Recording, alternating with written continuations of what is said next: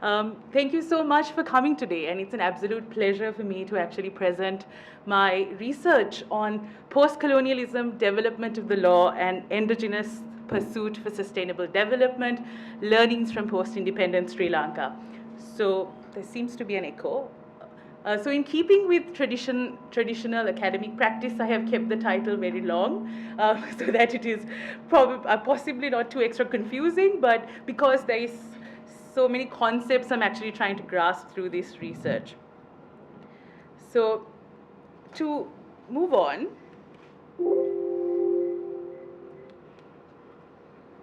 yes, so the content of my presentation is as displayed. I would not actually be reading out the content just so I can save time, simply because I only have 10 minutes. And summarizing a 10,000 word research in 10 minutes is not the easiest. Right, so I want to start off by talking a little bit about the research context.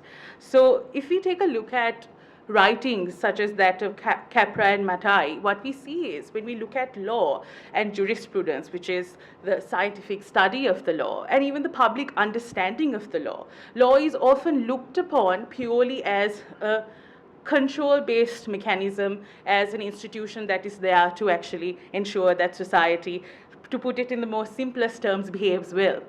But what Capra and Matai and many other theorists actually observe is that when we talk about the law, when we think about jurisprudence, the problem with jurisprudence and the public understanding of the law is that it's not systematic. It does not really take into account the impact of the law on other dimensions of human existence. So one such aspect, or that is both a concept and that is also a practice in human life, everyday human life, is this concept of international development. So what we see is when we map the evolution of international development, especially after the Second World War, what we actually see is this concept of international development has been globalized as a very comparative process, where you have to essentially, or countries in, let's say, the global south or the developing world, because this is the language that's often used to talk about international development, such countries have to aspire to certain international development standards that are globalized. So that particular process I have referred to in my study as the global pursuit for comparative development. So, and when we talk about the global pursuit for comparative development, it is simply how international development has conceptually evolved after the Second World War from an escape or an emancipation of underdevelopment to the 5P approach of the current Sustainable Development Agenda, something we all know about and something we all talk about, right? But what we really see is post-colonial countries like Sri Lanka actually are not prepared to autonomously participate in and to be successful in this global pursuit for comparative development. And that is actually evident, especially evident, and this actually is also reflective from Nalaya's thesis. It's evident from the legal systems and the processes that are there in countries like Sri Lanka for the development of the law, right? So what we see is such legal systems and processes that are there for the law to develop. It really doesn't facilitate what I actually like to refer to as the endogenous pursuit for sustainable development. And what this is, I would actually be speaking briefly about in my findings, right? So that is the research context. Now we have the realities of development, we have the shortcomings of the legal system, and what I'm trying to do is I'm trying to actually bring these concepts together and show how law in itself and how law develops has a causal relationship with the endogenous pursuits for sustainable development of post-colonial countries. Moving on.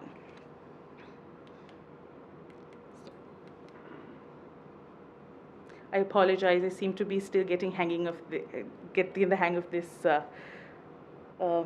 equipment, right? So what is the research question? The research question I have is, this is what I tried to really research through my presentation. And the question is, what is the relationship between development of the law and the post-independence endogenous pursuit for sustainable development of post-colonial countries. In post-colonial countries, can we actually see a relationship between how the law develops and how such countries actually attempt to pursue sustainable development?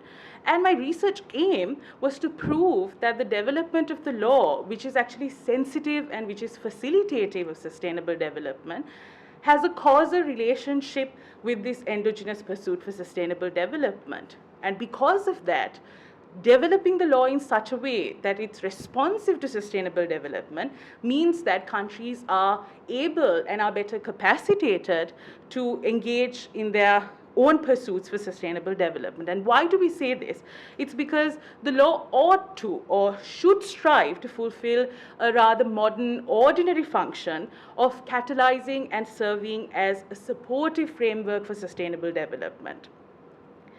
Now that we've understood the research question and the aims, let's talk a little bit about the methodology. So since this is a jurisprudential examination and I have looked at it from the systemic approach to the law, what we see, what I would like to say is my research is inherently conceptual and it is also qualitative. So what I have done is I've used the existing jurisprudential theories and the secondary research to actually put forward this hypothesis that there is a causal relationship between how the law develops and how post-colonial countries actually engage in sustainable development. And then I have taken Sri Lanka as a case study to ensure that, to try and prove this hypothesis. Right. So now that we've spoken about the methodology, this is simply a representation of the flow of logic in my study and my academic thinking. I won't actually be dwelling into it too much because, again, of the time constraint. So I will actually skip this, but it is pretty evident in my findings as well. So moving straight into discussing the findings of my research. Now, there are actually three types of findings which I would like to highlight. The first type of finding is what are the findings with regards to the neoteric, that means the modern paradigms of development. So the first thing that I actually found through my research is that since the independence from European colonization, post-colonial countries have actually engaged in a global pursuit for comparative development. We have been essentially trying to strive for international developmental standards. Then the second observation that I have is that this global pursuit for comparative development has been strategically mainstreamed by the international development system to be an escape from underdevelopment, and it has evolved through time to the present sustainable development agenda. And what is interesting is that this evolution has taken place within an overall suprastructure of neoliberal capitalism. That neoliberal capitalism has been the dominant structure, and within that suprastructure, you actually have the global pursuit for comparative development actually taking place, right?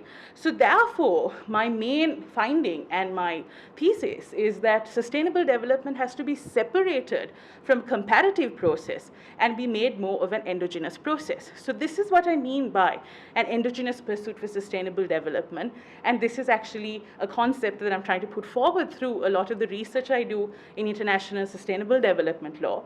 So I'll quickly read it out. A process of achieving territorial, both national and subnational sustainable development potential through strategic external interventions and interconnected political, legal, economic, social, and cultural systems that oversee effective planning and the execution of national sustainable development strategies based on local realities. That is what I mean by the endogenous pursuit for sustainable development. Now, looking at the second category of findings, which is a systematic thinking of the law and its modern functions, is simply the law something that actually controls society? Under that category of findings, I have two arguments to present. The first is that the law as an ordinary experience or a commonplace is predominantly thought of as a very hierarchical control-based mechanism. But the law ought to strive for a more modern commonplace function of actually supporting a country's and purely being taught from John Austin's command theory to be thought more of a facilitative institution that supports a post-colonial country's endogenous pursuit for sustainable development. I'm almost nearing the end, so I do hope that this is not too complex, and I apologize if it is. Then talking a little bit about my final set of findings, which are the lessons that we have for Sri Lanka, there are 4 main reforms to the legal system of Sri Lanka that have to take place in order for it to support Sri Lanka's processes and Sri Lanka's needs of sustainable development. The first is that Sri Lanka has to reintegrate and it has to systematically preserve the country's domestic legal identity. We have to create an endemic legal identity for ourselves, and that has to be done through an appropriate codification of historical and communal laws, and which are actually under threat of disuse because they are being transplanted with foreign legal practices. Then the second thesis, or rather the finding with regards to Sri Lanka, is that we have to actually change Sri Lanka's legal system from being a very control-based hierarchical framework to something that's based more on access to justice, something that is more equitable as opposed to hierarchical. And a concept with regards to greater equity and access to justice is, for example, a vertical system as opposed to a horizontal system. Thirdly, we have to also revisit the mandate and structures of the Law Commission of Sri Lanka, because the Law Commission of Sri Lanka should be able to serve a greater role as a more empowered and independent reviewer body that actually brings together the stakeholders and takes into account their different perspectives when proposing changes to the law. Then the fourth lesson for Sri Lanka is that we have to actually diversify the role of the Sri Lankan judiciary from being purely an interpreter of the law to an entity that actually supports or facilitates a judicious development of the law and also acts as a check and balance on the executive and legislature of the country. So why is my research important? You must be wondering why it is that you have to actually pay attention to a research of this nature. I believe my research is important, especially for post-colonial countries, for 4 main reasons. Firstly, it's important because it intellectually advocates for shifting development thinking overall from a comparative process to an endogenous process. Secondly, what it does is it actually calls for a recharacterization of the law as a system of checks and balance which facilitates an endogenous pursuit for sustainable development. And the third thing is, it actually calls for a transformation of how we normally think of the law as a hierarchical, social, control-based system. And finally, what it does is it diagnoses the underpreparedness of Sri Lanka's legal system and Sri Lanka's systems overall, it diagnoses the underpreparedness of laws and legal systems in post-colonial countries to sustain this relationship between development of the law and endogenous pursuit for sustainable development. And after that, it presents a set of reforms on how the national legal system can be responsive. And this is based on Sri Lanka as a case study. So thank you very much, everyone. And I really hope I didn't take too much of your time. These are my references in keeping, again, with academic standards. And thank you again for the time given to me.